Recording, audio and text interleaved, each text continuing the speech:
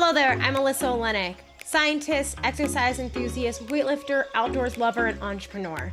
I believe that the extremes in the fitness and wellness industries are leaving way too many of us out of the conversation, not telling us the knowledge that we actually need to succeed in our health, our wellness, our nutrition, and quite frankly, our lives. They end up giving us black and white polarizing messages that leave us more confused than giving us the answers that we need. Through my 10 years of studying exercise science, metabolism, and female physiology, as well as exploring the outdoors and being a fitness athlete myself, I'm here to bring to you the conversations that need to be had in an industry that often is too far focused on extremes. So if you join me on this podcast, I truly believe that life is best lived in the messy middle. Hello, everybody, and welcome back to another episode of the Messy Middle podcast. I am so excited about today's guest, Miss Emily Duncan. I've been on her podcast twice, and every time we get together, it's just a high energy rage fest. So I will give the disclaimer that you might want to turn the volume down. Luke, my editor might want to turn this down. We're probably going to swear a little. It's going to be a little intense, but there's a lot of good information. And I wanted to bring Emily on today because Emily is a nutrition coach. If you guys don't follow her, I assume everyone knows who Emily is, but because she's like a dinosaur in the fitness industry. Correct. Like I followed Emily when she was 19. Like I followed Emily's entire life. My fucking God, I'm 26. Like we once lifted at the same gym when she was an influencer and I was a nobody. And I just didn't say anything because I was like, that's so annoying. And now I know that that's so annoying. But Emily's a dinosaur. So anyway, I fought along with Emily for years. And now we're like, I don't know, these match Taurus soul sister thing. And so Emily has a lot of really good insights. And she's definitely a coach who never, strayed away from her truth, I guess, if you want to call that, and using macros and a dieting approach. And even though she herself is moving away from necessarily competing in fitness, bodybuilding type style shows, if you want to call that, for those of you who are not familiar, I feel like that's the most general way to describe that niche and industry. Mm-hmm. But she still uses a lot of these approaches with clients in a more healthy, well-rounded way. And there's a lot of narratives currently in the fitness industry that anything that has to do with monitoring your food intake, tracking, using macros, even addressing the choice to diet, which can be a choice that you have, is necessarily inherent bad and wrong. It took this hyper swing, I feel like, from the old fitness Instagram days where it was like, if it fits your macros, eating an Oreo filled dinner, if it fits, is good for you. And maybe there's a little bit more context of where health and tracking or diet can all come together in a way that maybe will help answer some of the questions you feel like no one's really answering or talking about in the industry. And I want to say that if you're someone today who is struggling with an eating disorder, or you feel like tracking triggers things for you, or you're not in a healthy place to have a conversation, maybe just tune out for this conversation. And that's okay too. You don't have to be here for this, but there's people who want this information. And on the Messy Middle podcast, I want to have those messy middle conversations where we can have that today. And also, Emily's awesome and fantastic. So we have a lot to learn from her, and let's get started. Hello. What the fuck is up, guys? That was a great intro. I haven't been interviewed for a podcast in a while because I've just been recording my own. And so you crushed that one. But no, I'm super excited. My Leslie noping. I love it. Oh, no, yes. I'm so excited for our chat today. And I think something that's really important that I've had on my mind a lot lately within this topic is, for one, there's always pendulum shifts in the industry, right? Like we had the macro era came, like the if it fits your macro era came after the pendulum shift of the clean eating era. So like, yes, we went from like turkey, rice, broccoli in Tupperware to like, oh my God, we're eating fucking Pop-Tarts all day long and that thing. And now we're kind of swinging a different sort of pendulum that's like, okay, any of this is bad. And I think where people get really lost, I mean, there's a lot of areas that people get lost in this, but something that gets lost that's really important is typically the coaches like myself that are science-based, that actually have the knowledge and information to talk about these things, they're also very conscious. And so they're not trying to, trigger anyone's mental state, or like, they're just very conscious of the content they create and the people they're reaching. And so they're the ones that are more likely to be quiet because they're not trying to put anyone in a bad position. Or honestly, like, I've got a whole entire fucking client roster to run. I don't have time to argue with people on Instagram about why macros are bad. Like, I just don't, that's not where I'm devoting my energy. So now what we have happening is we have people that are actually qualified to talk about these things and help people with these things going silent because they don't want to get canceled by the internet. And then who gets louder? It's like the Gwyneth Paltrow goop, fucking stick a sage stick up your ass and like, that'll make all your dreams come true. Like, those are the people that are loud right now. And so we've completely lost, not completely, but like, it's become harder for people that understand the science to have a voice because people just want to shut it off all the time because it makes them feel bad. And this is not to invalidate anyone's emotional experience or their mental experience or their relationship with food or whatever it is, but there is science to nutrition. And there is science that does work and that is valid and that is working within your personal physiology, whether you choose to track your food intake or not. So the basic understanding of these things, it still applies. It doesn't matter if you want to do it or not. It's still working. It's like gravity. You can say, oh, I have a terrible relationship with gravity, but guess what? You're not blasting off into space just because you decided you don't want to do gravity anymore. Like, it exists. So I think this conversation is really important and because we're also still getting the people that are working with coaches that are ruining their relationship with food. So general population, bodybuilding, whatever it is. And so it's like where there is a middle ground. Like there's people that can track their intake and, be happy and healthy about it. But then there's also like red flags that we should be looking for. Like I could tangent about just this specific topic for days, but I think the goal of this conversation for us is to like share with people the information that they want to know and let them know, hey, maybe this is for you, maybe it isn't. But kind of here's some of what to look for. So I'm excited to just have this conversation because I think it'll be really good. No, I completely agree. And I feel like people are slowly emerging out again and slowly like talking more about these things, like coming out and being like, here's a little bit, here's a crumb. Am I going to get yelled at? And then sneaking back in and then coming back out and going out a little. Like, I feel like I'm noticing that come back where there are the coaches that is what they do. And there's a coach for everyone. And that's the biggest thing is some coaches are going to fit the needs you want versus others. But like, we went through this phase where we silenced a lot of stuff. Like to the point, I talked about this in an earlier podcast. I removed my nutrition templates off my website entirely at the beginning of last year because I was worried because people associate me as a non-diet trainer because I don't push body changes with exercise because I'm more performance-based, that I was truly worried people were going to like lash out at me, cancel me, try to put my business under because I had like templates to go along with that. And that's obviously not my niche anymore. So it didn't make sense for me to keep it anyway. But when I made that decision at first, it was like, coming from a place of being worried that I was going to get like a mob after me for offering something that people wanted when they didn't, it was an option. No, I'm not making anyone buy anything. And so I do feel like we're starting to get people who are inching out again. And I think it's very true. Like, I mean, obviously I believe deeply in the science because I went to school for 100,000 years for it. I'm like the crypt keeper of exercise science, I think, at this point. My God. But that's the thing that I think a lot of people get lost in translation is like, you don't have to track these things. You don't have to quantify it. But I get a lot, especially because I focus more on performance and I work with women where they're like, well, I don't feel like I'm recovering or eating enough and I don't know what to do. And so you can still understand the science and apply it because it still matters, even if you don't want to quantify it or use a phone app or ever do that in your life. But understanding how these things work in your body it's true. And there are a lot of good intuitive eating or not diet nutrition RDs and stuff like that who do a good job at still educating on how things work, where obviously there's extremes in anything where it's like, let's walk into the kitchen blind, grab something and head out for the day. So like there's definitely professionals though who do a good job of this. I'm not saying that. So seek those out if you need that.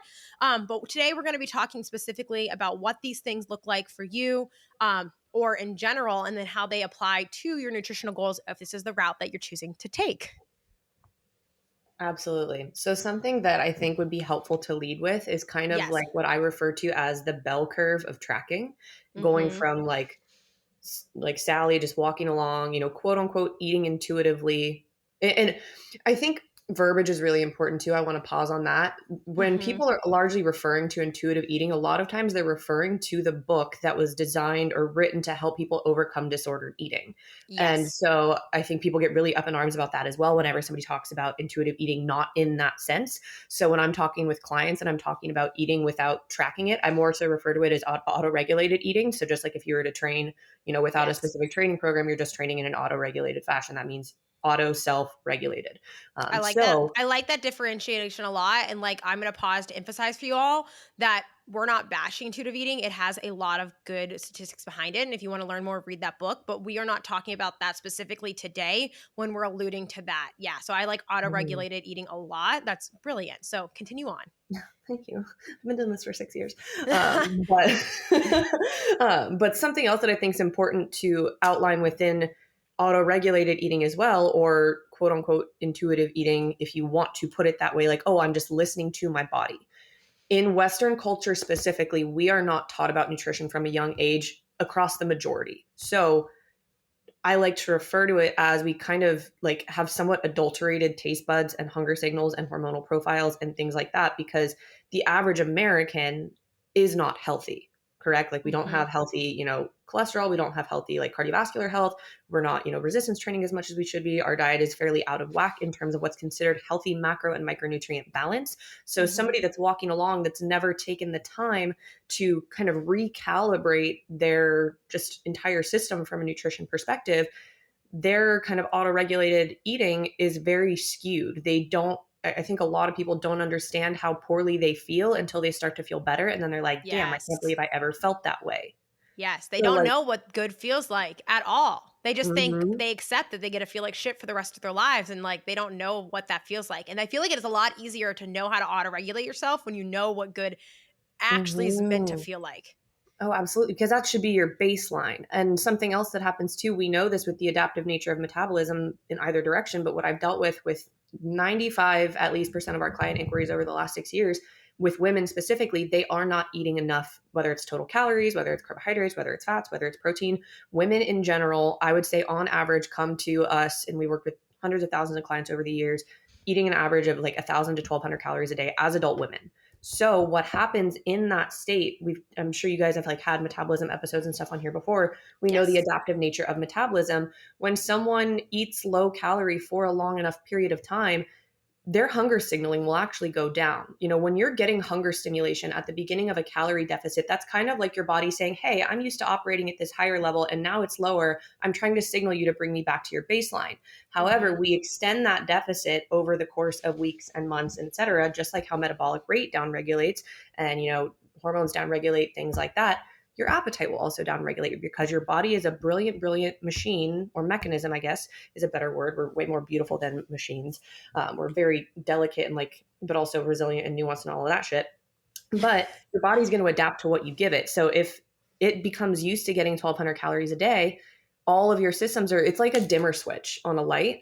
So your Mm-hmm. metabolism is kind of like that dimmer switch. When the dimmer switch is up and your metabolic rates, back at a normal level, higher, things like that, versus when it's dimmed down low, it's going to adapt to what you give it. So if you're one of those people that you're just walking around, I'll have women come to me like the 1,000, 1,200 calorie a day person just eating quote unquote intuitively or auto regulated, aka they're not tracking anything, but they don't report hunger.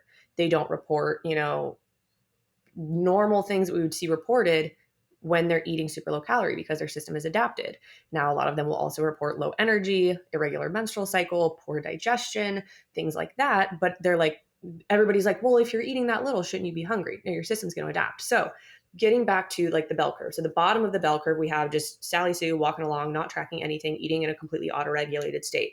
We're going to walk through like the different stages of tracking. And why I refer to this as a bell curve or as a hill is because the goal of tracking to any degree and any point along the spectrum is to work your way up and then work your way back down. So that way, when you get to the bottom of the bell curve again and you're back in an auto regulated state, you're auto regulating from a better place, a place that is actually your optimized body, where you're able to listen to your body's cues. You know what good feels like to you. Like Lyss said, your digestion is healthy, your performance is healthy, your recovery is healthy, and you have an improved understanding. You've recalibrated your internal systems and even like your palate to understanding like, oh, this is what good nutrition looks like and feels like for me.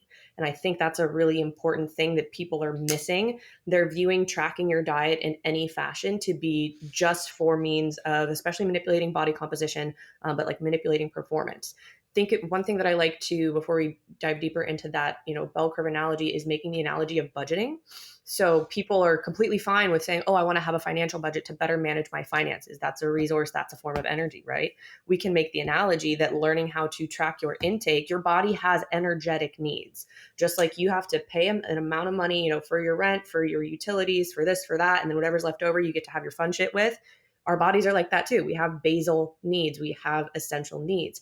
And so Mm-hmm. we have this, ranging budget based on whatever season of life we're in or whatever goal we have of our energetic needs. So if we want to say, just like with financial tracking, it can become, unhealthy, it can become obsessive, it can become restrictive. However, nobody's going to really say just having a budget in general is a bad thing because, oh, that's, financial, like it's intelligent financial management. So I want you to think more of, learning how to track your intake of almost like learning how to track your body's just energetic budget. Like it's a very simple principle. People want to get mad at that, and people want to get mad at every metaphor that somebody uses that refutes what they believe. But into the bell curve. So the first kind of step to tracking your intake of any kind would be just developing an awareness of your intake. So that could mean like writing out a food log, just writing down, what you had for your meals, how those meals made you feel, how full you stayed afterwards, how your digestion was afterwards, how much you enjoyed those meals, etc. So like writing out, I had, half a cup of oatmeal with, some Greek yogurt and peanut butter, and then that whole situation at such and such time of day, and then blah, blah, blah, blah, then all those other things. So that's like baseline, most simplistic form. It's just developing an awareness around what you're eating. So then the next step would be, okay, let me maybe plug these into some kind of like numerical, calorie system app, whatever, like a MyFitnessPal or a LifeSum, to see how many calories I'm eating per day. And this is where things can get like sticky for people. This is where they can get triggering for people if conversations around calories are not healthy for you. So I will provide you with that precaution. But if you are somebody that you're just kind of starting out, embarking on your fitness journey or whatever it is, and that feels fairly neutral to you in your body, like the idea of understanding calories, it feels either neutral or positive, not negative, then I would say this is like a safe and healthy step for you. Or if you are somebody that this is not for you, you could potentially have a coach calculate it, and you don't necessarily have to know what the numbers are. But with this second level, you're just plugging everything you're eating into a calorie calculator just to get an idea of, hey, what is my current, intake in terms of energetic factors? Calories are energy. They're not this big evil thing. They are something that we need to survive. And they're something that we can manipulate based on goals and things like that, just like you can manipulate your money if you want to make a big purchase or if you're trying to pare down a little bit. So establishing how many calories you're consuming per day. Great, super easy. Then next, you can kind of go along with it, because if you're using a calorie tracking app, most of them do track your macros as well. You can see a breakdown of how many grams of protein, fat, and carbs you're eating per day, along with how many grams of fiber you're eating per day. Some of them will give you readouts of certain vitamins and minerals in your day, like iron or vitamin C or vitamin A or vitamin D or magnesium, things like that. So essential micronutrients as well. So that's kind of us working our way up the bell curve is, okay, I'm learning how much I'm consuming per day. And then maybe somewhere along that bell curve, you decide that you want to optimize what you're doing. So within optimization, we have, we get a little bit more specific with tracking. If you're familiar with precision nutrition, they kind of call it level 1, level 2, level 3 of just like how, specific or granular you're getting with your nutritional targets. And so you can take a couple of options if you do decide to track calories or macros or whatever it is. The biggest, I like to think of it like an umbrella, the biggest overarching thing that is going to have an impact on things like energy balance, metabolic rate, just general metabolism, performance, recovery, body composition, things like that is going to be total daily calories. That is going to be our big king. You've probably heard this a million times. And then that's, top layer of the umbrella or the funnel or whatever we want to call it. The more specific we get, the more tailored it is. Now, this is where it comes down to knowing you and your preferences, yourself, what is realistic for you, what your goals are. The more specific the goal, the more specific the methods needed to achieve that goal. And that's something that I really want to emphasize for people. This goes to not only like what you're tracking, but also how meticulously you're tracking that within like caloric ranges and things like that. So if you are a general population person, if you want to track, all 3 macronutrients, which is a form of tracking your calories and your fiber, and that feels good and neutral and positive or whatever to you, great. If that doesn't bring any negative feelings into your life, amazing. Great. You can do that. There's also the option of, doing total calories, protein, and fiber, and letting fats and carbs have a little bit more flexibility. The data shows that as long as we control for calories, protein, and fiber, we can have a little bit more flexibility within our carbs and fats within reason. I would not suggest going extremely low fat, especially for females and hormonal health, as that is not the best idea, but keeping fats and carbs in a more flexible range. So say maybe one day, you had 50 grams of fat and 200 grams of carbs. The next day you had 65 grams of fat and 165 grams of carbs. Like it can fluctuate like that because calories are math. It's not as reductive and simplistic as just that simple math within our bodies, but generally speaking, it does work in that kind of a way. So we have the most specific being total macros, so proteins, fats, carbs, along with your fiber. The next less specific that gives you a little more flexibility is going to be total calories, then having a protein goal, and then having a fiber goal, having fats and carbs kind of go where they would like on any given day. Then the most broad form is going to be total calories. Now, if you're somebody that resistance trains, I do, or even does endurance exercise as well. If you're somebody that exercises regularly, and I would say just general population as well could benefit from this, I would say it's going to be better for your just how you feel and your recovery if you are at least keeping tabs on protein and fiber as well. Just because protein is really important for muscular recovery. If you're somebody that trains hard, whether it's endurance or resistance exercise or whatever it may be, you do need that for your recovery. And that's one area that a lot of people, especially females, don't naturally gravitate towards in their nutrition. So having a target there can help make sure that you are getting enough. And that's another point with just any of the macronutrients and calories in general. I think a lot of people have developed a poor relationship with tracking because their only relationship to it has been from a restrictive place. The majority of the work that I do with tracking is to ensure that people and clients are eating enough and eating enough in the proper balance for them of just percentage macronutrient distribution. So if you have a negative view of tracking, quick little like crosswalk pit stop here, ask yourself, has my only relationship to it been from a restrictive standpoint, or has it been from a nourishment perspective, a making sure I'm getting sufficient energy perspective, and just learning about food perspective? And that's kind of where I want to pause and provide another one of the important kind of benefits of tracking is, especially again in Western culture, we're not really taught about portion sizes, we're not taught about food, we're not taught about anything like that.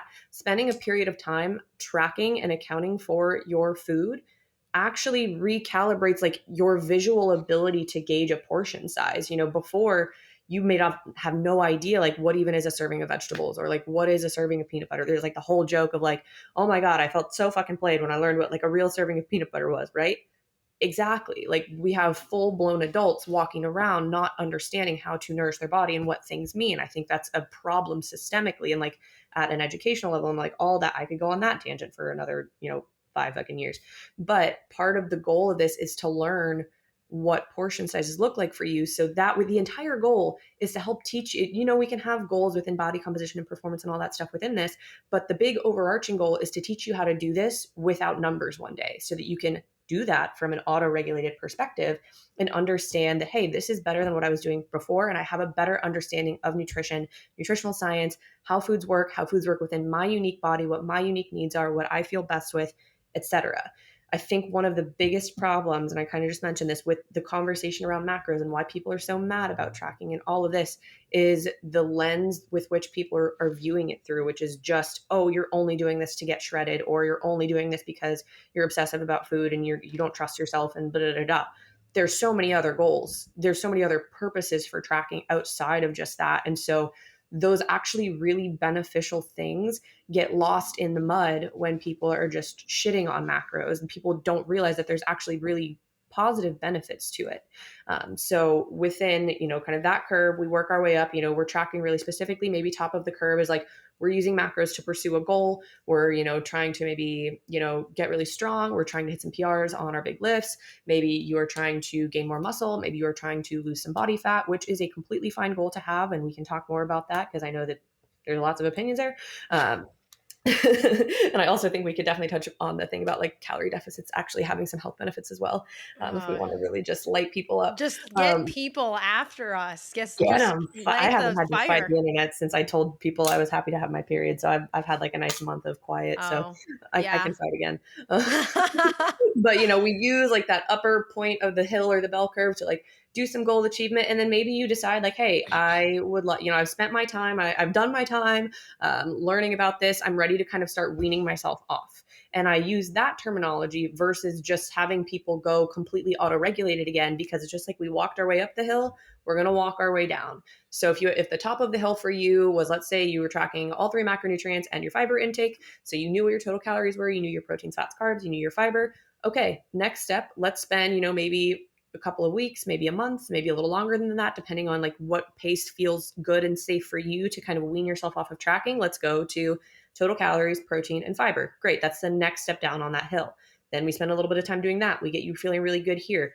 A lot of times, and I'll incorporate this within clients, when they're being super specific, but especially as they're kind of weaning themselves off, I will start incorporating. We typically always have, untracked meals in their programs, throughout whatever goal they have, whether it's fat loss, muscle growth, whatever. We do keep that in there, however many times a week is appropriate for that client and their goals. But especially as they're starting to wean their way off of tracking, the way I refer to this as like I give them like lab days, which is, when we're doing our check-ins and all of that stuff, that's like the lecture, right? That's where you're learning all this stuff. That's where you're tracking all the data. That's where you're getting all the tools, things like that. And so then I'm like, okay, and we now have the goal of shifting you to a more auto-regulated approach across the board. I want you to have a full day of that. Tell me how it goes. Like describe the experience to me, like if you want to keep a food log of it, let me know.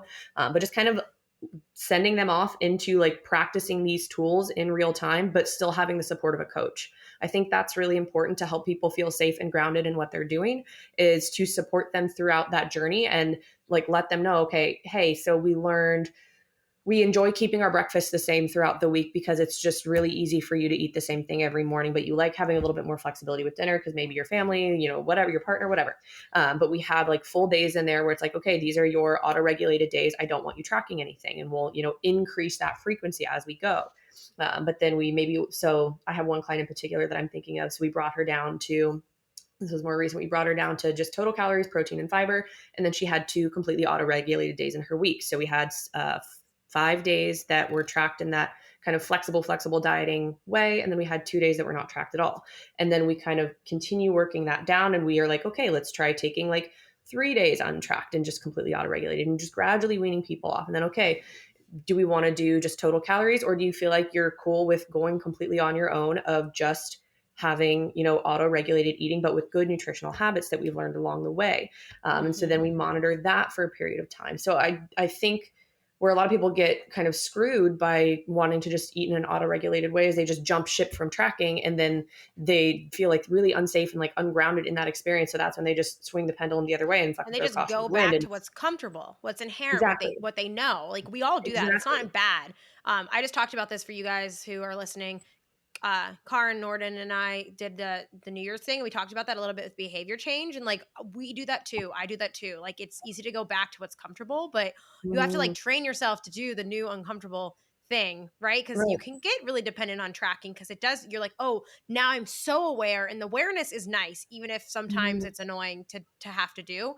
Um, but it's the goal is to be able to be aware without the metrics to confirm it. And that's where paying attention along the way and not just looking at the numbers. I think that's something that a lot of people do too. That's kind of, sets them up for failure when it comes to tracking, is as they're going about this journey, all they're doing is literally looking at their total macros in their MyFitnessPal and like throwing their meals together and not paying attention to anything else. As you're doing this, we should be paying attention to, like I said before, like actual serving sizes of foods. You should be paying attention to, hey, what distribution of nutrients works best for me, like pre and post training. So I'll, if I have more advanced clients that are comfortable with doing this, we'll set pre and post training meal macros to figure out, what distribution of macronutrients in their pre-workout meal and their post-workout, if there's somebody that an intro applies to, how that affects them, what makes them feel best, and also trains them like, hey, when I go to like not tracking with numbers, I still have the knowledge that, I like to have a moderate carb, moderate protein meal pre-workout, but I'll do a heavier carb, moderate protein meal post-workout just because that works best for me than to like higher carb meal, whatever, like learning along the way, or, paying attention to how different macronutrient distributions per meal make you feel from like a cognitive perspective. So for me, I'm somebody that through my work day, I'm fairly inactive. I work at a computer, I'm a coach. But then just from a cognitive perspective, but also from a hunger perspective, I'm not super hungry. I'm not out and about. I'll keep my meals in my workday more protein, fat, and fiber based just because I'm not particularly hungry. I'm not really utilizing a ton of carbohydrate. I keep my carbohydrates around my training window. So picking up on these pieces of data that are not inherently numerically based. Like, yes, all of these things still have calories and macros and whatever, but you're learning just from a basic like meal assembly perspective, what different things feel like to you. So that way, when maybe you're traveling or you completely stop tracking altogether, but you still want to be mindful of your intake and eat in a way that's more aligned with the life that you want to live, how you want to feel, how you want to perform, you have all of these tools in your toolbox that are more qualitatively based than just quantitatively. Yeah. So I have a few things I try to keep mental notes on during this entire I time know I just that talked I for want like to. an hour.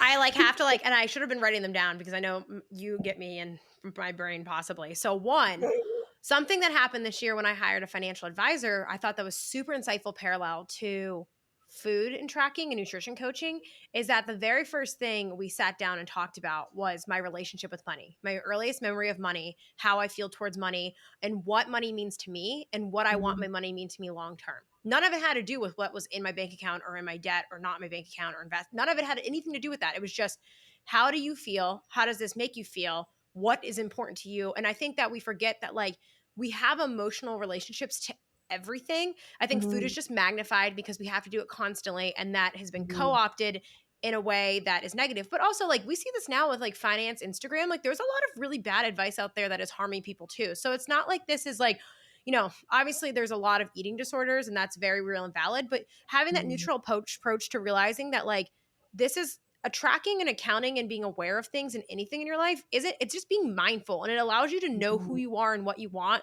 and those relationships better, and that helps you navigate these things regardless if it's money or food or fitness or whatever it is.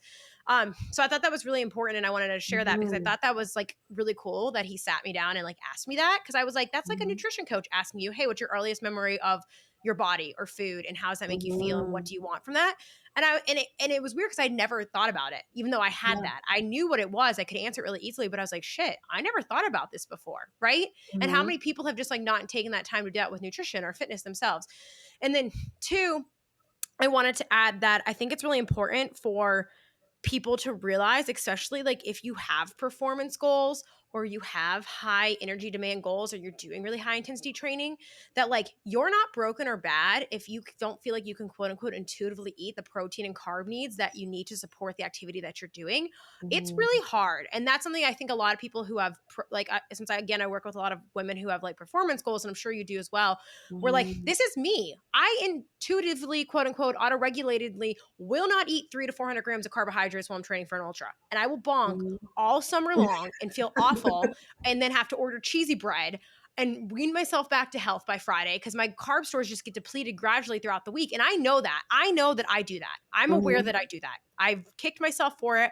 I've turned for too many races. And I just know, but I also know now through tracking and metrics and measuring that if I don't want to track and I'm training with high volume lifting or high frequency or high intensity or running, that I have to eat and intentionally add strict carb sources to all of my meals at higher volumes, or I will not eat Mhm. adequately across my day. But I'm aware of what that looks like now. And that was really hard for me, but I wasn't like naturally like, oh yes, let's smash 3 cups of rice with my breakfast. Like that just Right. that wasn't something that I naturally gravitated towards, but it allowed me to figure that out. So not feeling bad if you feel like, well, I'll never be able to auto regulate this. Like, yes, you can learn though where you tend to slip back to your old habits and when to catch Mhm. yourself on those.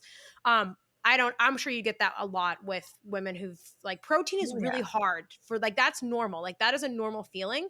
But it can help kind of give you those bumper lanes of knowing like, okay, well, if I Mhm. want to reach this goal, I have to intentionally supplement every day, or I have Yeah. to increase here, or whatever that is. And so, again, don't feel defeated when you're in the midst of that.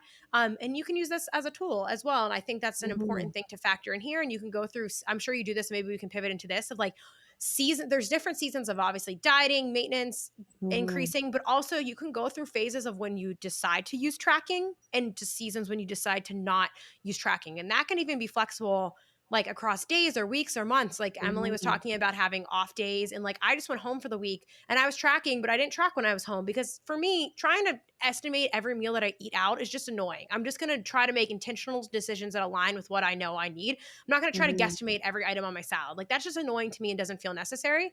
But then I'll ebb back into it after the holidays, so when I have my performance goals, I can feel good while doing those. And I think people think it's like, I'm a tracker, I'm not a tracker. I care about macros, I don't care about macros. This is who I am, this is who I'm not. And kind of being okay Mhm. with that gray, or probably oscillating between that second end of the bell curve that you were talking about and going up and Mhm. down as you need for whatever you're working towards in that season or moment or what feels important to you. So those are my little tangent tidbits I wanted to add just to um, comment on everything Emily is saying. But I love that bell Mhm. curve theory. And I don't think I've heard that yet. I'm assuming you came up with that yourself with clients. And I don't I'm think a the lot only of person people, I've ever heard say it, so I'm like, yeah, I "Right." think of a lot of people think of it as two buckets rather than one Mhm. continuous curve. And Right. like I was saying, like I'm on or off. I do this, I don't do this. This is good, this is bad. Where it's a spectrum, it's a continuum. And at that, I like that it's a bell curve though, because in the middle, that the area under the curve, the scientist in me, like that is because the intensity or the focus of what you're doing is a little bit higher, but is a little Mhm. bit less on the ends. And I think that the bell curve represents that better than a spectrum. So I love that. Um, so let's pivot then to for people who, they do have specific dietary goals, or maybe they want to lose body fat or gain muscle, or reverse diet, which we do have a podcast on reverse dieting we did talk about from season 2 if anyone wants to go back to that.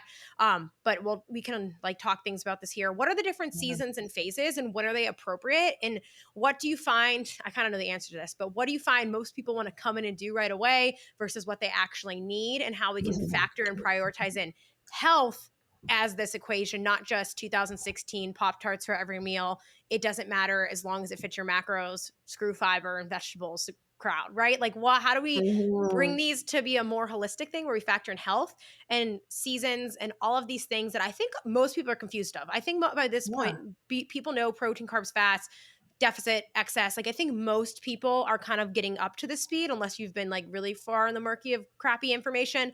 But it's Mhm. this part where they're like, okay, and obviously I think I encourage you all to work for the coach to guide you through this, but I think knowing what it is and understanding it a little bit better does help it seem a little less kind of like this woo-woo mystical science where coaches are like, we do this thing with you, but you'll see when you get here kind of It thing. will all So, make sense. it will all make sense when you Look enter into the my ball. layer, looking to the ball. Yeah. So anyway, The claws come out. But yeah, absolutely. So first thing, one thing that I wanted to really quickly touch on about what you just said about like don't feel guilty if you feel like you can't auto regulate for the specific goal that you have. I think that applies in any direction that is not just homeostasis maintenance goal, right? At least Mhm. to like a large degree. If you're trying to put on a significant amount of muscle, especially if you're somebody that's what we call a hard gainer, that you don't naturally gain muscle fairly easily. But even if you do, especially as a female, muscle is hard to build. You don't make muscle out of thin air. You need to actually give your body the things that it creates the muscle out of. Or if you're trying to like lose a serious amount of body fat, both of those things are you straying from your body's natural state or just homeostasis, where it wants to sit.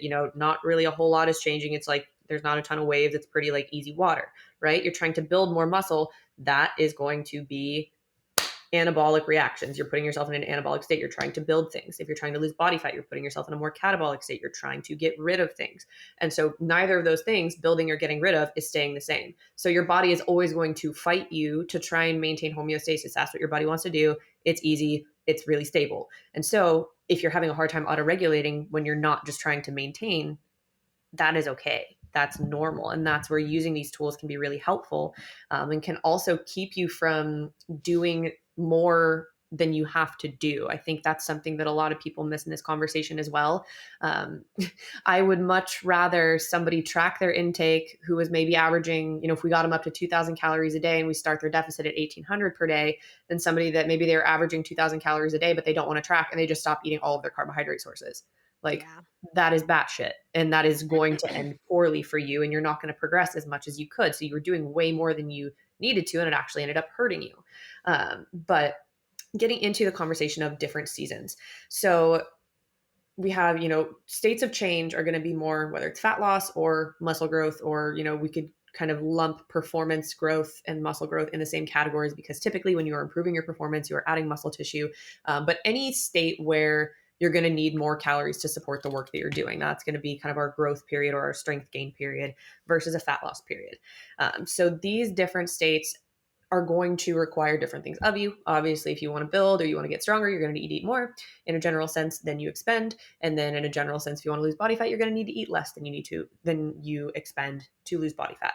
So something that I want to touch on with this is knowing what kind of content you're consuming in this context. There was a big kind of kerfuffle. Like, I came from the bodybuilding world, so I still follow a lot of that world. And then I'm also in like the normal people world, because that's primarily where I work, where people were all up in arms about a bodybuilding coach sharing that it's important to, hit triple zeros across the board with your macros if you want to win.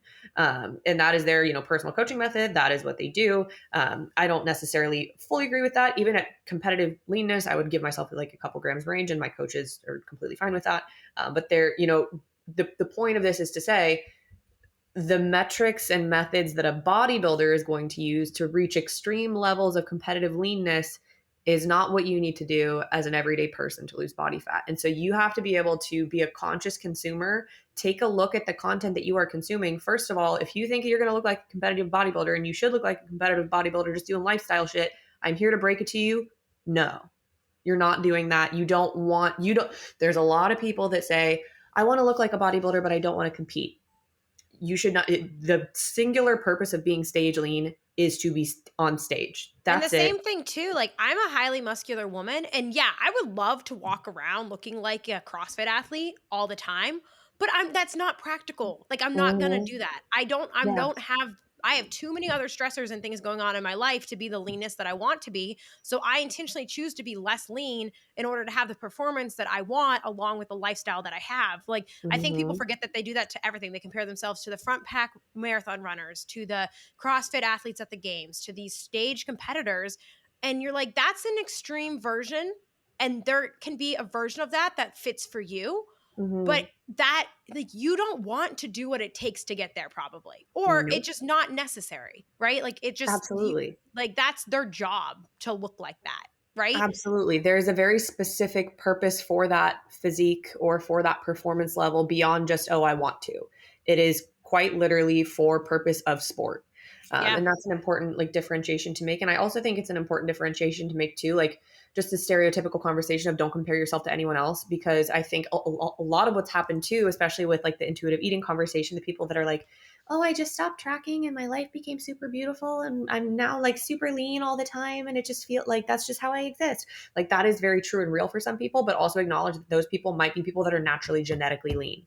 So if Yeah. you are somebody that you naturally genetically from like a set point perspective, whatever you feel about set point theory or not, I do think people just have, if you were to not monitor your diet and, not really train much, people have a place where they would naturally sit when once they normalize, right? So if you are not somebody that you are like naturally super lean, you probably should not hold the expectation for yourself of looking like somebody that is just genetically naturally that way by doing whatever they want. Like I know you're all picturing the person in your mind that you're like, oh, she can just like eat Doritos and cheeses all day long and like she's shredded so I can do that too. Like I'm sorry, like that is not how this works. That doesn't mean that you can't have any fun stuff. That doesn't mean you can't achieve a body composition that you feel really great in, but just be realistic with your expectations of yourself. And also be realistic. I think something that people forget a lot is aligning the protocol that you are doing with your values first instead of trying to flip them. So what I mean here Yes. is if you have the value of having a pretty avid social life, you enjoy going out for drinks a couple times a week, or you enjoy going out to eat a couple of times a week, whatever it might be, and you don't want to give that up even for a short period of time, whether you wanted to compete in bodybuilding or whatever it is, like some people just for general fat loss, like, hey, we got to cut down on the alcohol. But if that's something that you are not willing to sacrifice, that is okay. But you need to have that clarity on your values and what matters to you most in your life beyond just your fitness goals. And you need to create your fitness goals and the metrics that you're going to use to achieve them based on those values, not the other way around. A lot of people, they're like, oh, I'll do anything to lose 20 pounds. And then they go and they cut out all the things that they like, and then they lose the 20 pounds, but then they want to start doing the things they like again. And then that's how the yo-yoing starts. And they're like, well, fuck, I thought I did this thing and now it's back to where it was. So start with your personal values, what matters to you most, what is of value to you, et cetera. And that's not to say, again, that you can't go out and like factor alcohol into your intake or, factor going out to eat into your intake, but just make sure that your values come first and then your expectations are in alignment with those values and that your goals are in alignment with those values and the expectations that come under it. That was like a not so brief tangent on that. No, But that's okay. That's all right. I completely agree because I think people forget how much your environment affects the choices that you make and the amount of resistance you have to push against them. And it's going to be a lot easier to change nutritional habits and choices in meals if it's working within your lifestyle rather than changing, because you either have to change the entire environment or learn how to work within the environment versus mhm, like trying to flip both at the same time, which I think too many people try to do, especially coming into a mhm, new year. And then you're like, well, shit, I'm back to where I started in 3 months because you try to be something different and value something different and then set up an entire nutritional plan that didn't align with anything that you do. mhm, mhm. I have a goal setting podcast coming out tomorrow for the new year. And one of the things that I talked about in there is, when you set a goal, whether it's muscle gain, whether it's performance gain, whether it's fat loss, whatever it is, I want you to reverse engineer that goal and go backwards. Mm-hmm. Who is that person? What did they do to achieve that goal? What do they do on a daily, weekly, monthly perspective? What kind of time-based changes were need to be made? So how did your time management need to change? How did you need to take time from other areas of your life and put it towards this one? For example, if you're running a fucking ultra, you're spending a lot more time exercising than if you're just like recreationally lifting 4 times a week. That is a time-based like resource Yeah. sacrifice or just thing that has to happen. It's not a sacrifice, like you choose it. But then there's also like effort and behavioral and mindset based resource management as far as like, hey, what habits do I need to change to achieve this goal? Like if I have the goal of losing weight and I binge drink every weekend, I might need to stop doing that. Am I okay with that? I hope so. But For a lot of reasons. Yeah. not No. just for fat loss, but beyond that.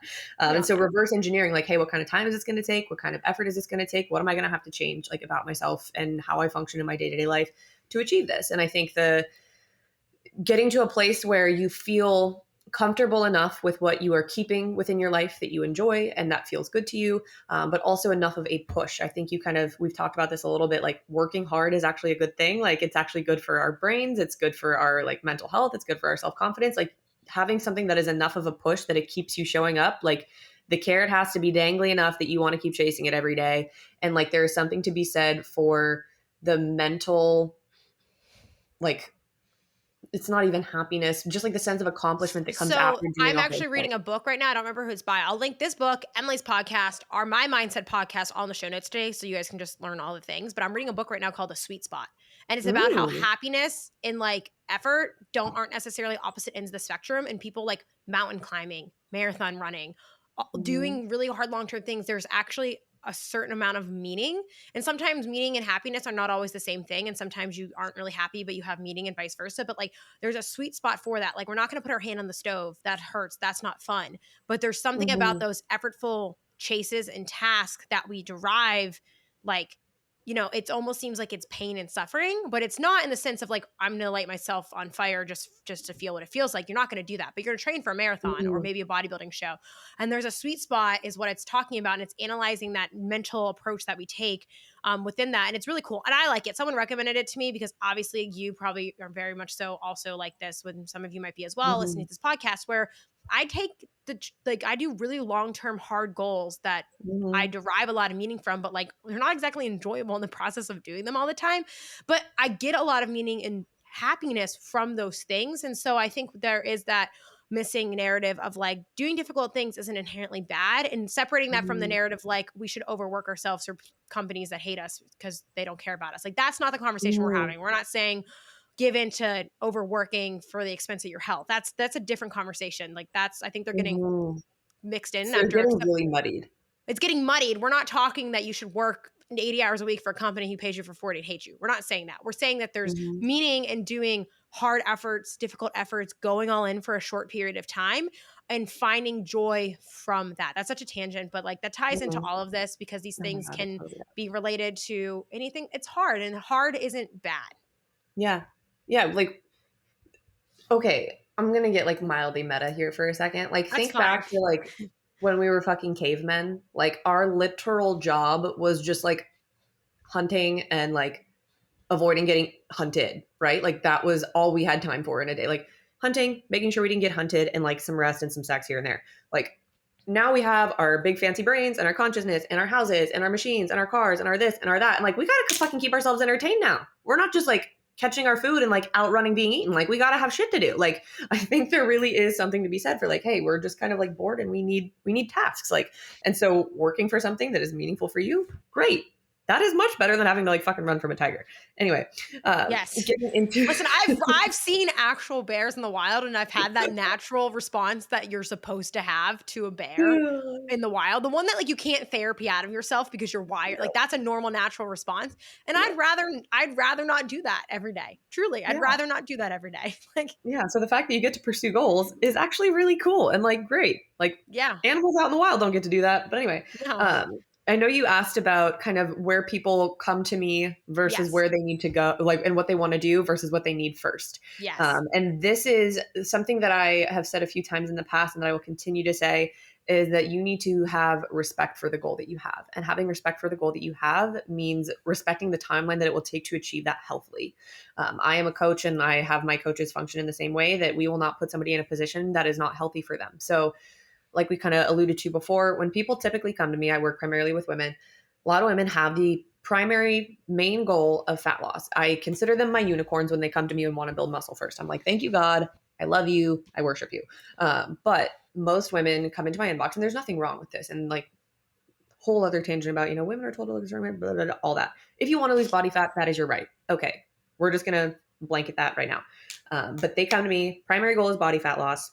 They're doing, like an hour of cardio, like 6 days a week. They're eating 1,000 to 1,200 calories a day. They're going to Orange Theory or like F45 4 times a week. And their sleep is shit.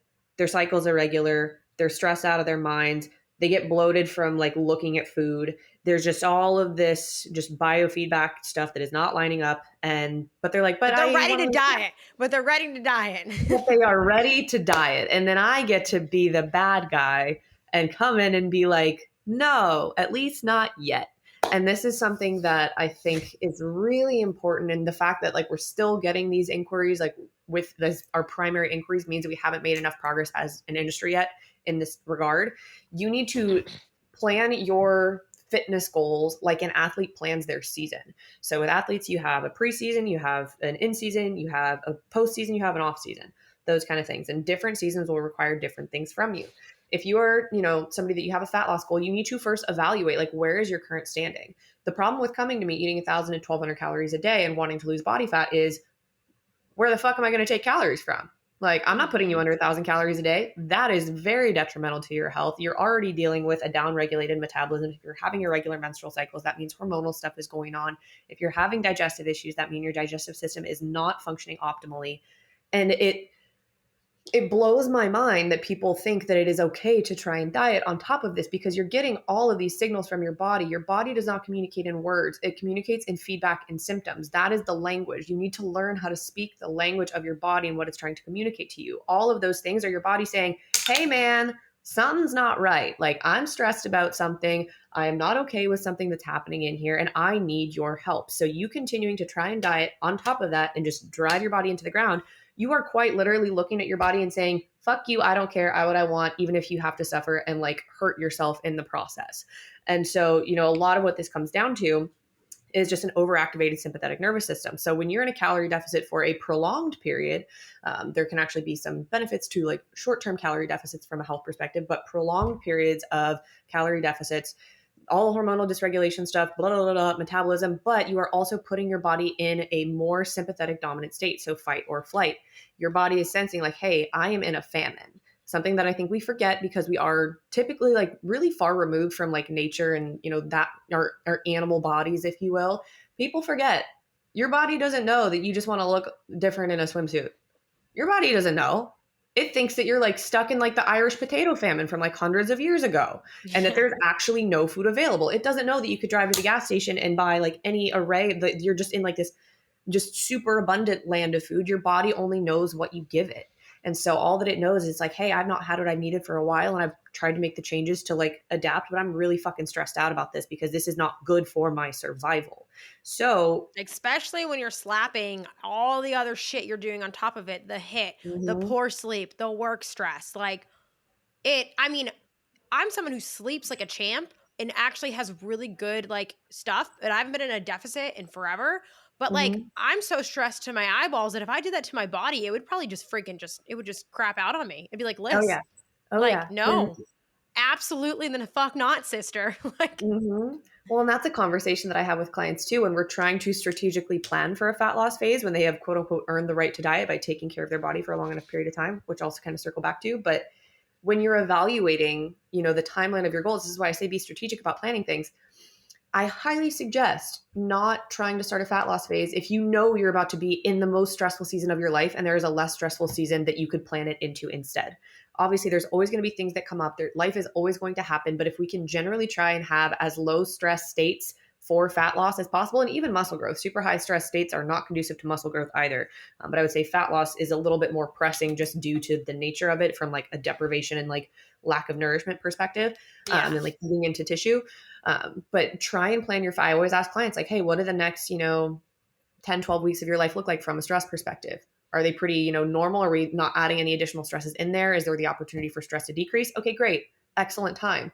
If you're about to be like trying to move across the country or like move to a different country or like, maybe it's a really tough job transition for you, or maybe you're like somebody that's like a PhD student in like the last year of their stuff, or like they're studying for comps or whatever it is, like probably not the best time. That is a great time to focus on maintenance and having fun in the gym and maybe being a little bit more flexible, but just mindful with nutrition. And then you can set yourself up for success for fat loss at a better time. Kind of coming back to the conversation about where people come to me and where they want to be versus where they need to be first. We have the reverse diet conversation. A lot of the verbiage that we've gotten into now with EDF is actually came from my coach, my assistant coach, Katie. She used this verbiage and I was like, I like this. We are keeping this. And we call it a health phase. So I think a lot of women particularly can be off-put by the term reverse diet because they hear, oh, that's the reverse of what I want to do. I'm going to backslide. I don't want to do it. I'm going to fight this every step of the way. When we refer to things as a health phase, it's a little bit more all-encompassing. So the conversation that we have is, hey, your calories are a little bit too low for the goals that you have right now. Your expenditures are a little too high. It seems like stress is high. We've got some hormonal things that are happening. And overall, just relaying to the client that we need to spend a period of time getting their bodies into a place where they trust them again and where they feel safe. And that's going to take time. Generally speaking, we try and advise, however long you spend, and this is very individually varying, obviously if somebody spent like 12 years dieting, they probably don't need 12 years out of a diet, but who knows, maybe they do. But hopefully nobody's spending 12 years dieting, but hey, it fucking happens. But generally speaking, hey, if you spent a year in a deficit, which is a really fucking long time to be in a deficit, you need to spend a year out of that before you try and have a deficit again. Your primary state of living should not be in a deficit. It should be at maintenance or in a slight surplus, just for general health purposes. So spending equal amount of time out of a deficit as you did in one. And throughout that period of time, we are strategically increasing food at an increment that feels good to the client, not just mentally, but also for their digestion, also for just making sure we're not like throwing their blood sugar all out of whack. But it typically looks like strategically adding, the first thing that I'll take a look at with somebody is making sure their proteins and their fats are in a very healthy place. Like if somebody's coming to me eating super low calorie, I will prioritize protein and fats a little bit over carbohydrates, just from a hormonal health perspective for women with dietary fats.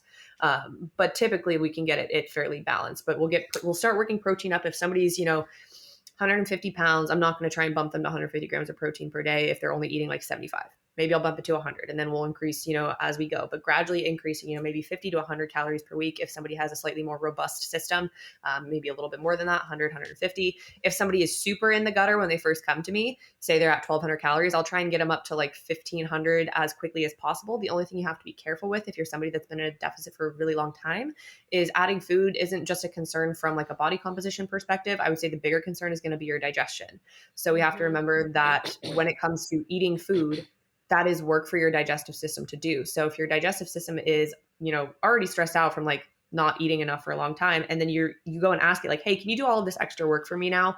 It's going to, give you a little bit of kickback. And same thing also applies in the inverse to people that are super hard gainers. A lot of times the things that is like the biggest gatekeeper for super hard gainers is their digestion. They have to push food so high that their digestion starts to suffer because it's so much work and it's so much food volume to push in there. So like the same problems can happen on both ends, but we'll gradually be increasing food. We keep track of things. Honestly, we keep track of weight, but I just use weight as a metric, just like any other metric. But the biggest things that we want to see improving are your biofeedback. So biofeedback is literally just the feedback from your body. How's your sleep? How's your digestion? How's your training performance? How's your energy in training? How's your energy in day-to-day life? How is your mood? How is your quality of life? What's like your training enthusiasm like? What's your sex drive like? What's your period like? All of these things that are just indicative of good health. And we will see those. We have like a 1 to 10 rating system, and then we'll let them like have a little blurb of just how that's feeling.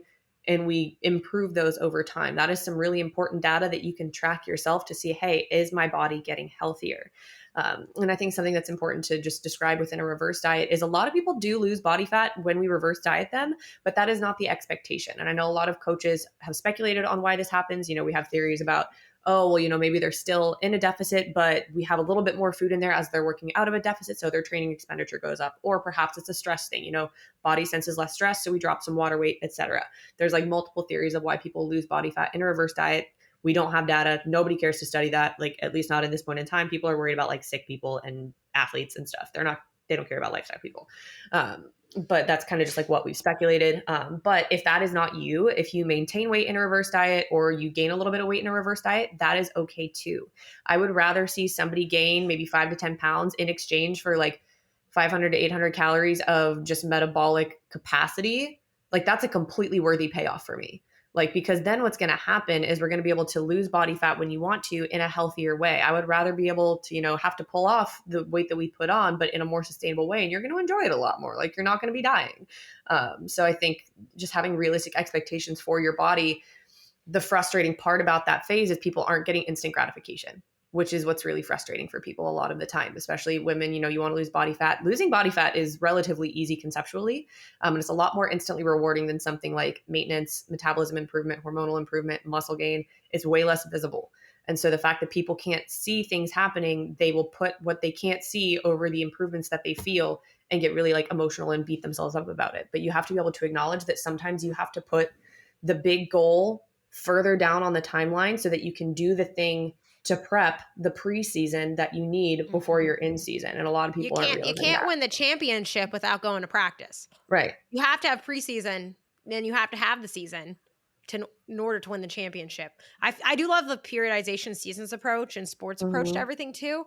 But I also think it's really sad how much this is ingrained into, especially obviously female clientele, is that like your appearance is so much more valuable than your health because they only Mm-hmm. want the appearance metrics and like not feeling like they can feel amazing and be like, well, I don't give a fuck because I don't look any different. Mm-hmm. And that's so Mm-hmm. sad because that feeling that's your life. That's your ability to live Mm-hmm. life and be a person. And I think that's important to like really check in on yourself because like we all feel things where we get frustrated with our body. Like we're human. That's Yeah. gonna happen. Me and Emily both have probably experienced that all of the time ourselves. Mm-hmm. But circling back to like, well, my health at and foremost is the most important thing, not a few extra pounds. Like my health over everything is the most important thing in my life. But it can be hard to get there too. Like that can be really Mm-hmm. hard to get to that shift.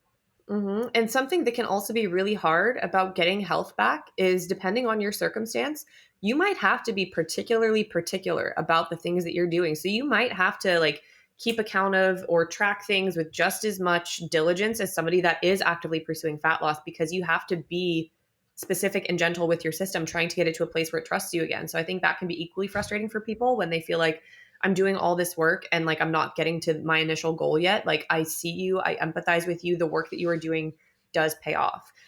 Now, when it comes to like timelines of a reverse diet, like I said, or a health phase, it can depend on the individual. But some things that I kind of look for in clients, obviously, it's going to be, the biofeedback improvements. Are you feeling energized? Are you having at least one bowel movement a day, preferably like maybe two, maybe three? Are they, a good place on a Bristol stool chart? Is your period regular? Are you, fairly good spirits? All of that different stuff. But another thing that I'll look at, this tells me about both somebody's food behavior and then also like their body's resilience, like their metabolic resilience, is what happens when we have untracked meals or untracked days. Is the scale popping up, 5, 6 pounds? Are we retaining water for a whole week at a time before we drop back off to our baseline? A lot of times that can happen with people whose metabolisms and systems are super down regulated. They get, a large influx of calories and their body fluctuates a lot. Or it can indicate, hey, somebody has a relatively poor relationship with food and they're kind of retreating to last supper mentality when they aren't having to track things, or they're just like so deprived and so hungry that when they're not tracking things, it becomes a free for all, like almost from a frantic perspective. So it can Yeah. indicate, just like metabolic resilience, but then also where that person is at with food. Some people are, and that's where like tracking data as well is really helpful. You establish what is a normal fluctuation range for you. Like if you know that your normal fluctuation range when you have like a higher sodium, higher carbohydrate, higher calorie meal is like a couple pounds, cool. If stuff starts fluctuating like mad and you're not doing anything crazy, potentially something to look into. But that's another area where like just data points that people tend to demonize. People are like, oh, weight means nothing. This means nothing. Like it can have some meaning. But that's another thing that I look for is just like the But the mental and meaning physical response isn't to. like you're a good or bad Mhm. person, you gained or lost weight. It can be multiple. It can be an Right. indication of how like something else going on in your body. Weight is not Mhm. just fat. I think that's where that differentiation Mhm. comes between people is like, it's Oh, not yeah. weight isn't fat and they forget that. But your body has Mhm. like multiple compartments. Like it's not just Yeah. fat and muscle tissue. Like your body's Oh, your yeah. I organ mean, sacs, your beautiful liquid blood fluid filled organ sacs have so many more things to them. right, right. And like even, I know for myself, if I have a super heavy leg day, I will be up a little bit in the scale the next day. I didn't gain body fat from having a super heavy leg day. I'm more inflamed from having a super heavy leg day and the recovery process involved in that. So I think a big drive home point for this entire conversation is the willingness to look at data, whether it's just general scientific data or like your personal data from an objective standpoint, which is really difficult when it's us and our personal bodies. But we get so emotional and so romantic about like our scientific bodies. And I think that happens because we can't fully separate our emotional body from like our biology. They are Mhm. intertwined and interconnected. But I think we've kind of swung the pendulum a little bit too emotionally. And so we're unable to look at just the objective data as objective data and like what that means for us. And then we can't use it. Like the ability to use data for ourselves, that's empowering.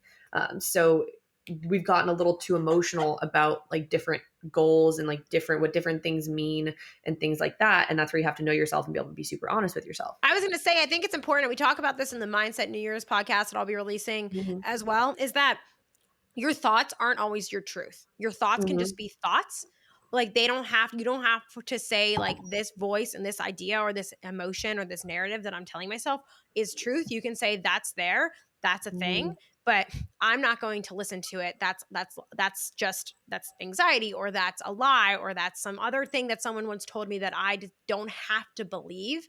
And that applies to everything, not just Mm-hmm. these things. And so I think having that neutrality towards those thoughts and being like, okay, I'm having this thought and I don't like it and it makes me feel bad about these things, but also like, it's just a thought. It's not truth. It's not anything more than that. I can change how I respond or react to this is a really powerful thing because this applies to Mm-hmm. training too. Sometimes I think if we can parallel things to training, it becomes a little more neutral Yeah. because exercise isn't as emotional, right?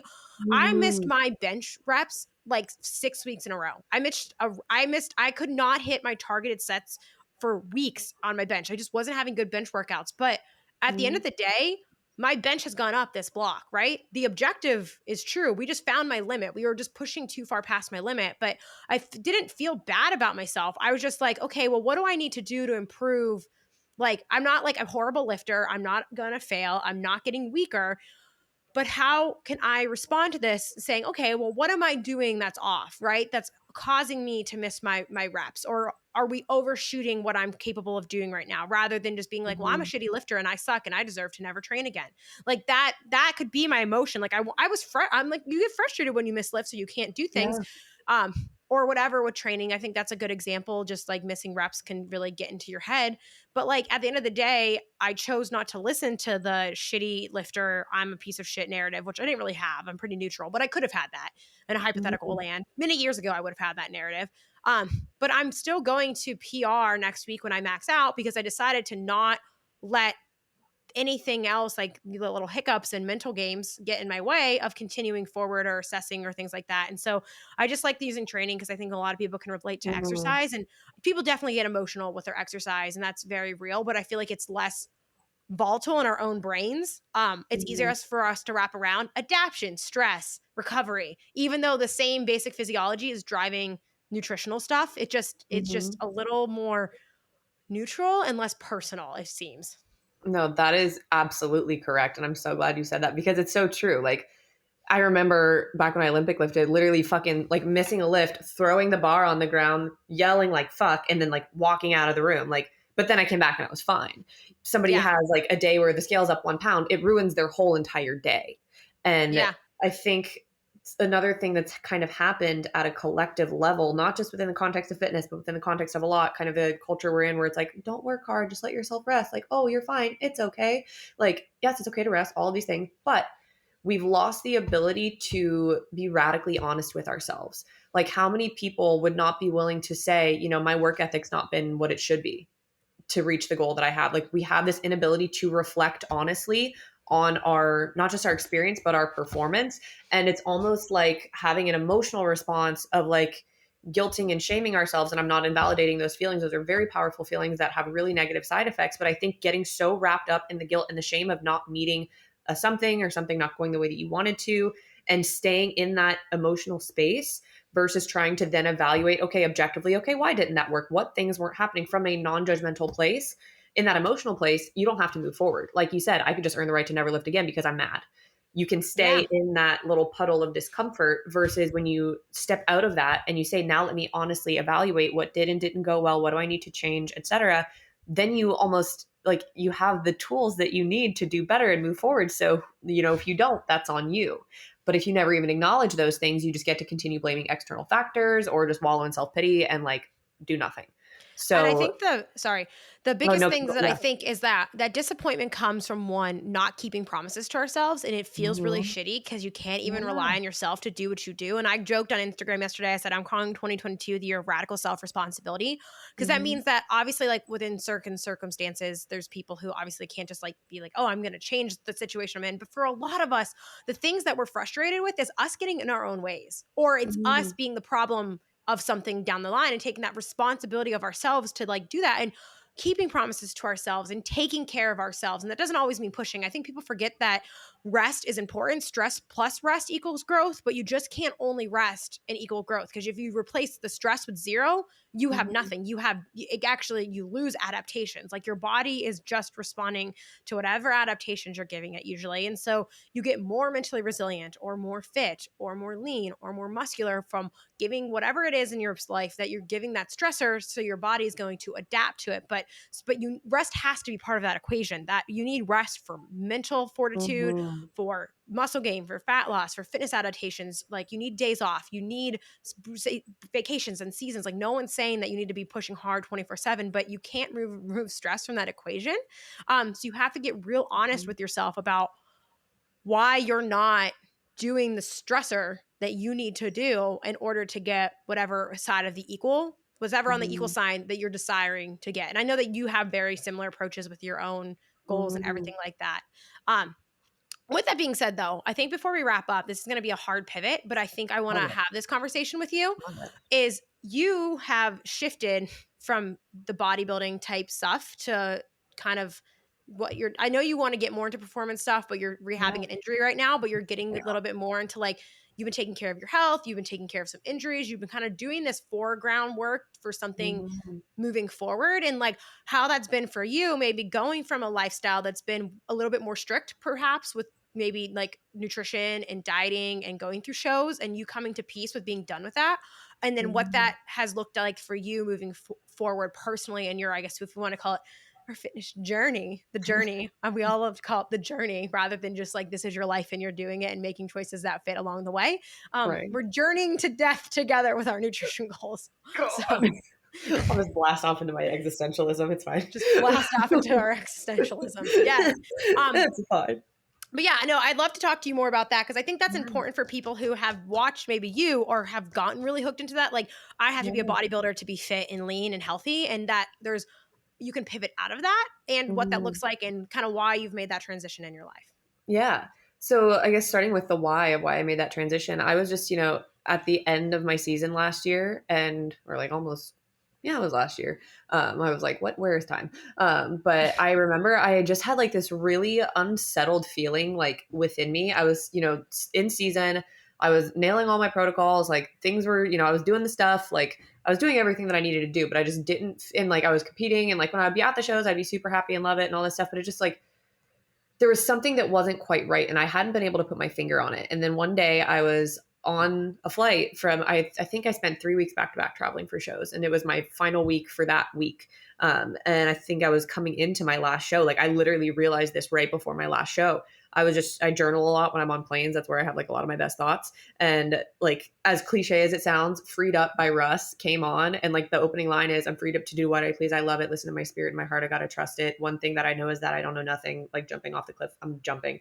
And I was just like, I just had this moment where I was like, we need to evaluate. And I started like writing out. And the first thing I wrote out was like, how many weeks, this was in November, it was how many weeks since August have I been out of town traveling for shows? And I had been gone over half of my weekends traveling for competitions and shows and stuff like that. And I was like, oh, makes sense that you're exhausted. And then I was like, just writing and I was like, why do you still want a pro card? And I couldn't come up with an answer. That was just because I haven't gotten it yet. And it used to mean so much to me. And like, I also come into this fully acknowledging that it could mean something to me again one day. I think that's something that people need to acknowledge as well, is like people are malleable. And if they change in one direction, they can change back in the other direction if they want to. But in that exact moment in time, I was just like, this doesn't mean what it meant to me before. And I could feel, I remember writing, like, I can feel the pull of other areas of my life just wanting my attention. Like my business, you know, my family, things like that, because I am somebody that I cannot compete in something just for fun. Like if I'm going to compete in something, I'm going to be fucking good at it and I'm going to give it my entire life. Like that's just Can't how I am can't wired. relate to ever feeling that way ever. No, never at all.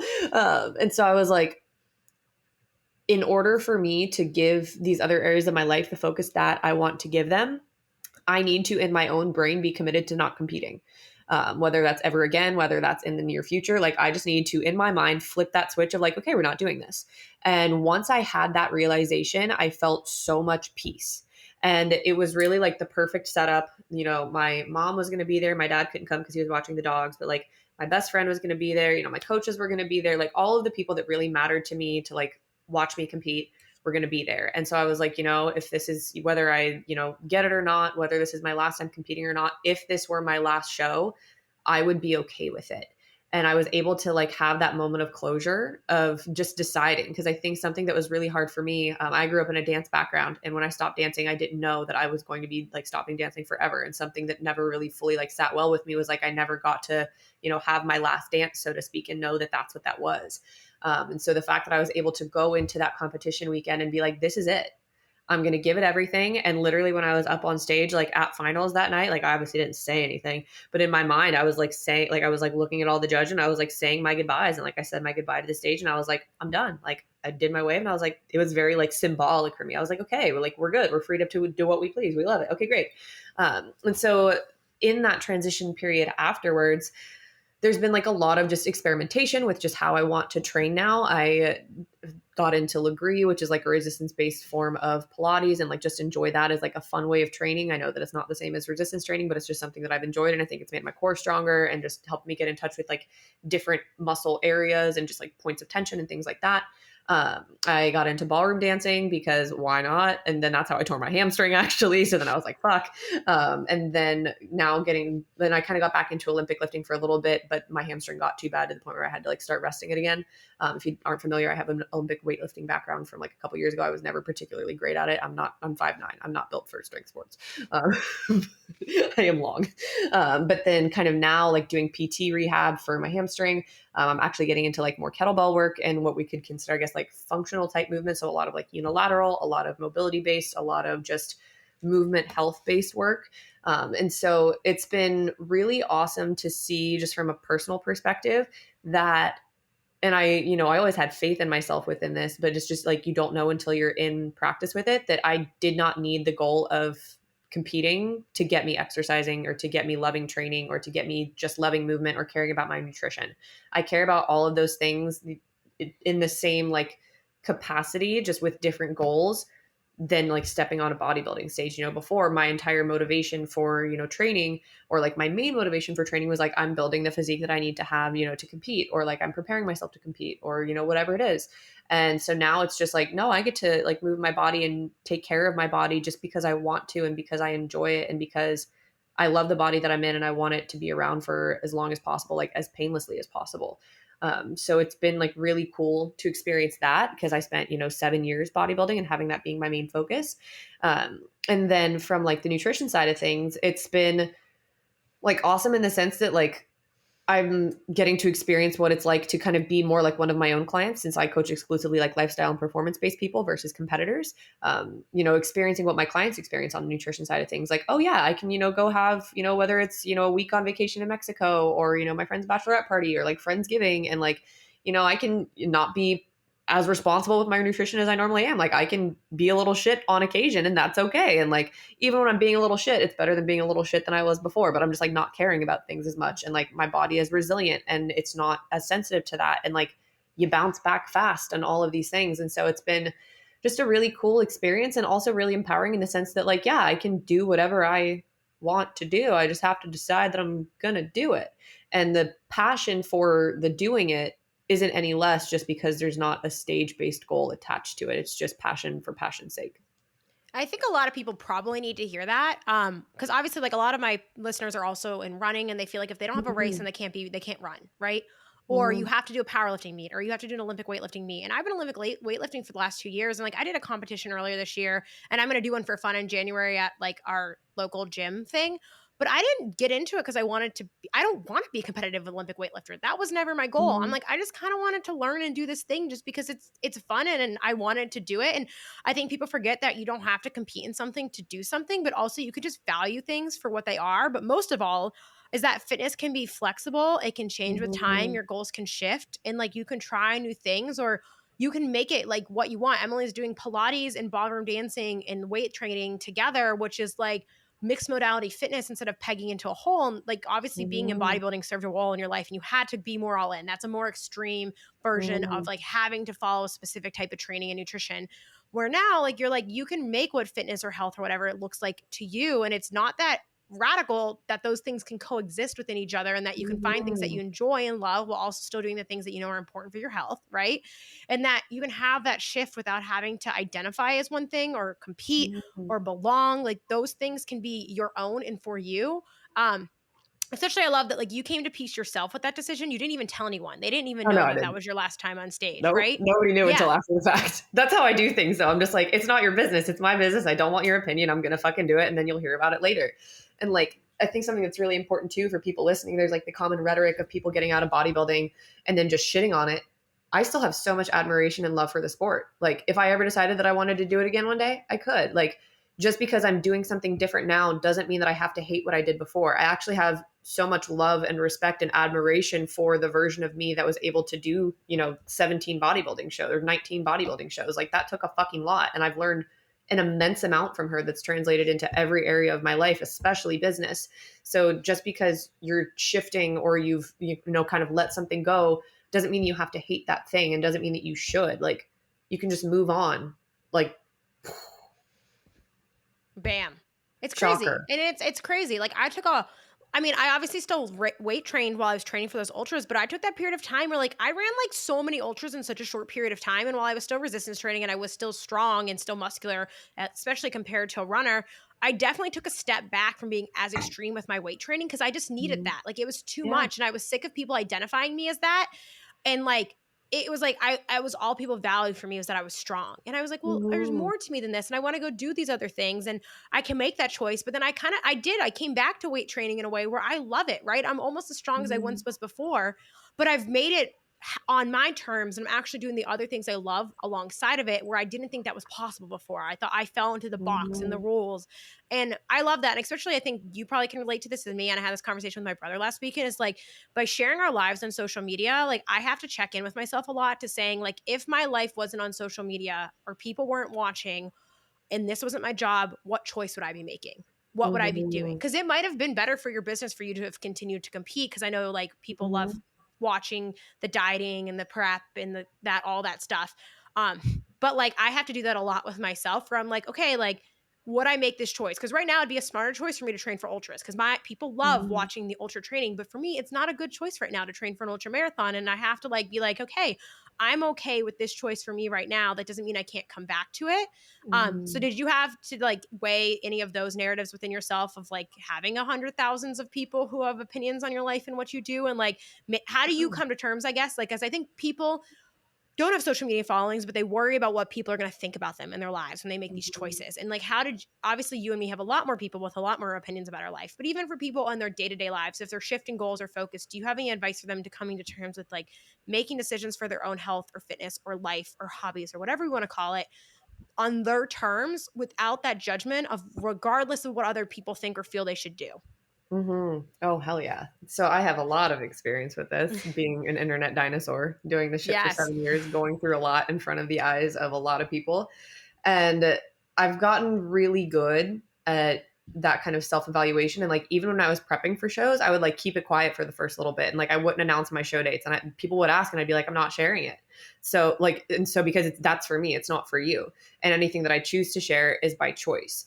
And so kind of a lot of where that came from was, I started out on social media largely as the bodybuilding person, my following started to build as I got into bodybuilding. That was, around like 2014-ish. There's some people that have actually been following me since 2013, which is really crazy because that's like the early days, like my college dorm room.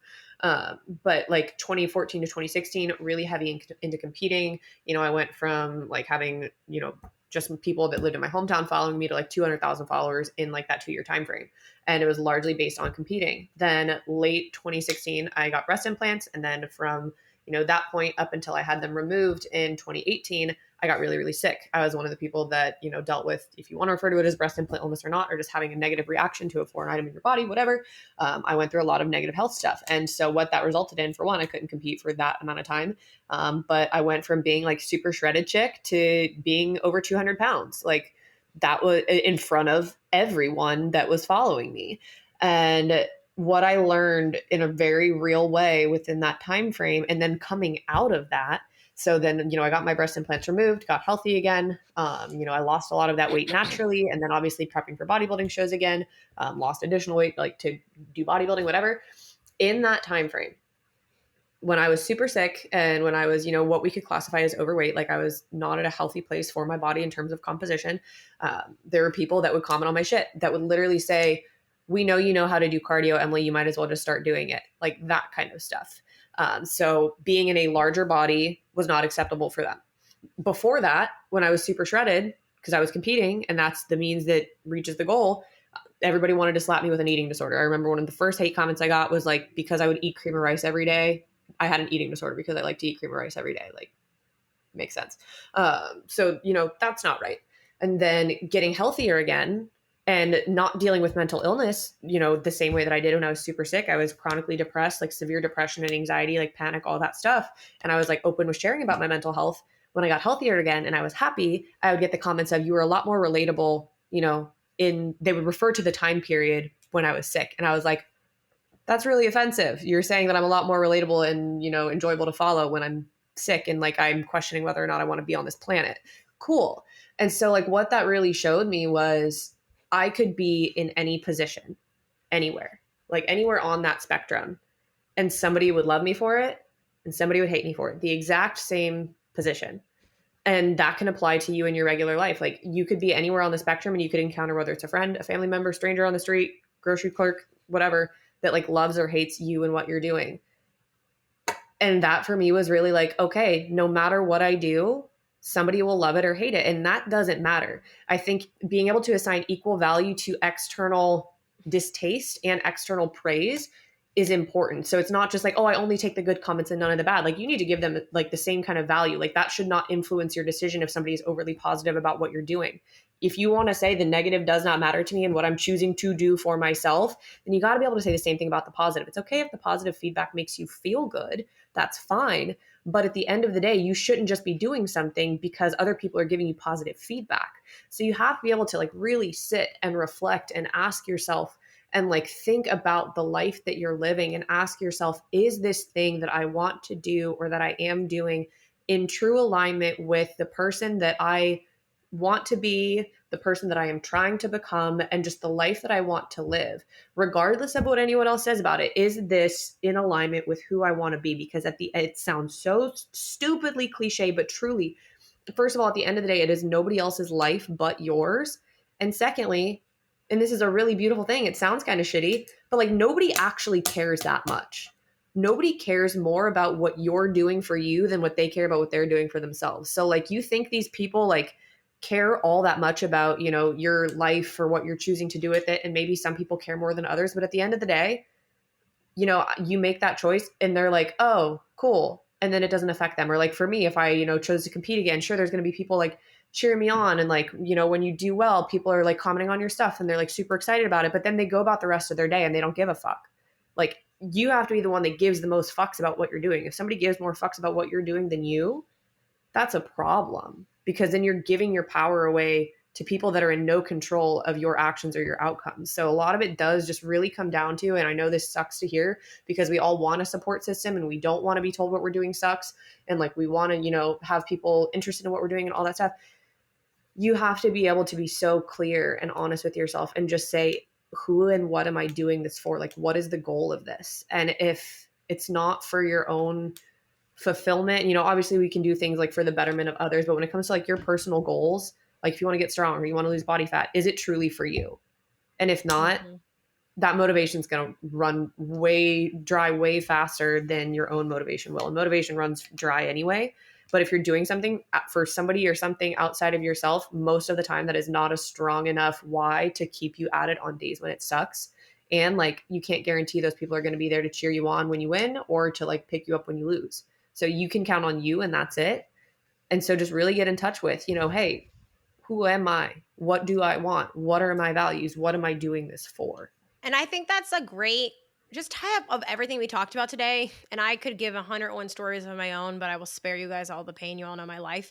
But it's really true. And I know for me personally, like I really only value the opinions of very select people. Like people are Mhm. very polite, and if they comment, they're like, "I'm so proud of you." I'm like, "I don't need your pride. Like I'm not doing this for your pride. Like it's sweet and whatever, but I'm like, Mhm. I don't need that." And at the end of the day, like when I graduate my PhD, and I defend, the internet's going to be up in roars and they're not going to give a shit that I'm Dr. Alyssa Olenek. But like that's for me and mine for the rest of my life. And like nothing will get you through those long-term hard goals or phases than wanting that for yourself. No one's going to want the things you want more than you. And if you do things for other people, you're going to feel like you're failing yourself.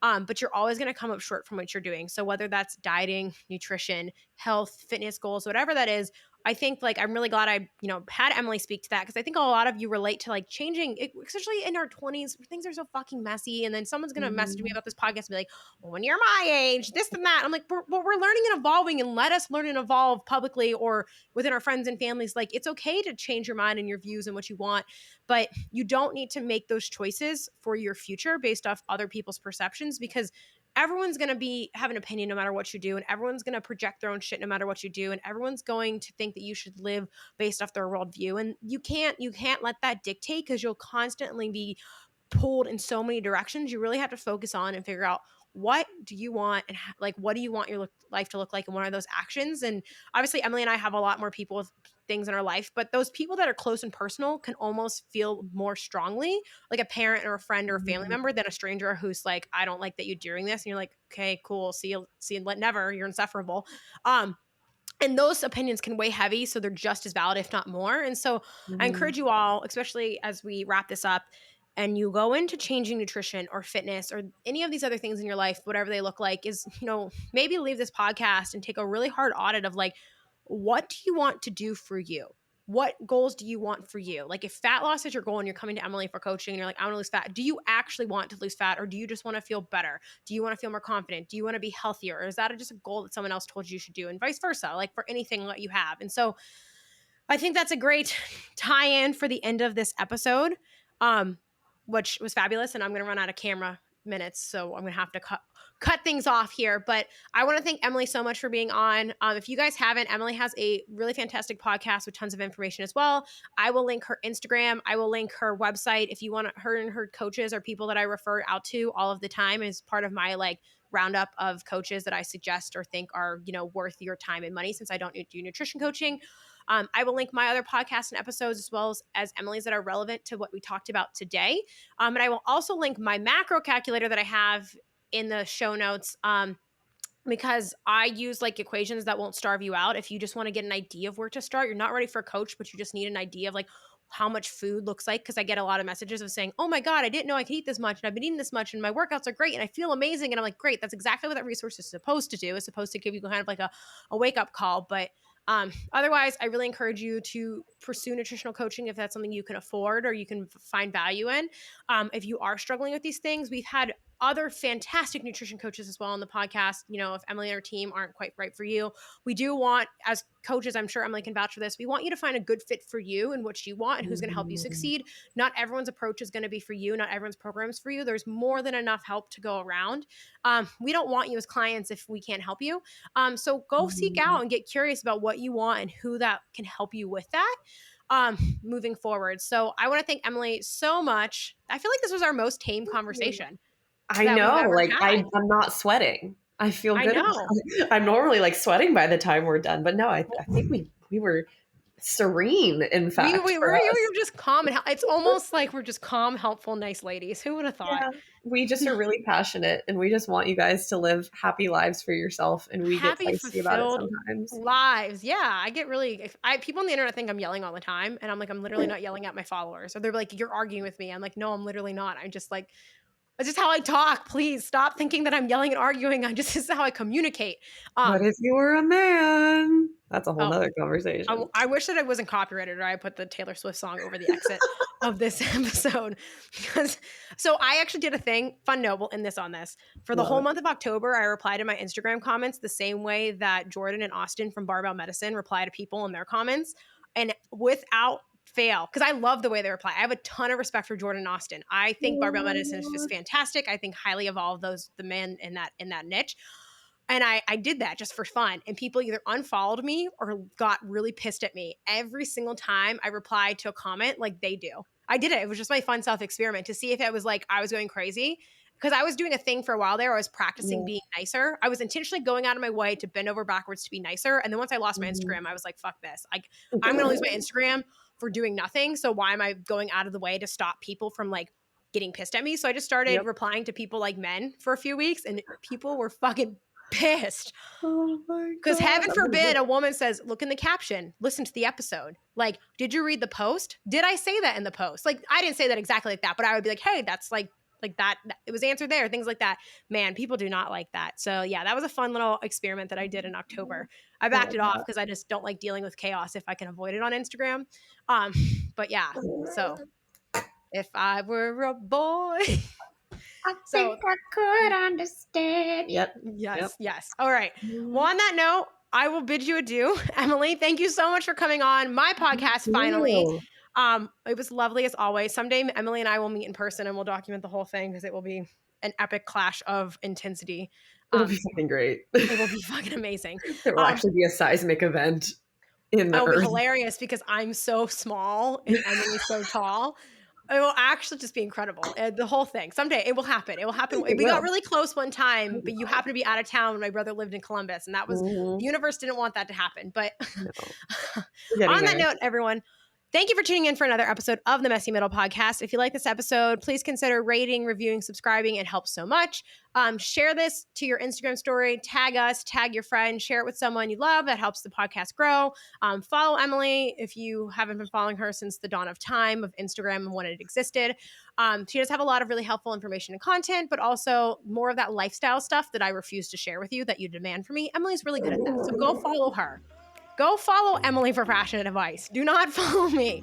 But Emily has a lot of her own unique diversity to her content and her feed that goes beyond these things because we are multi-passionate people. So if you enjoy this episode, tag us, follow us, share with your friends. I hope you found something insightful from this, and I will catch you next week. Until then, stay messy.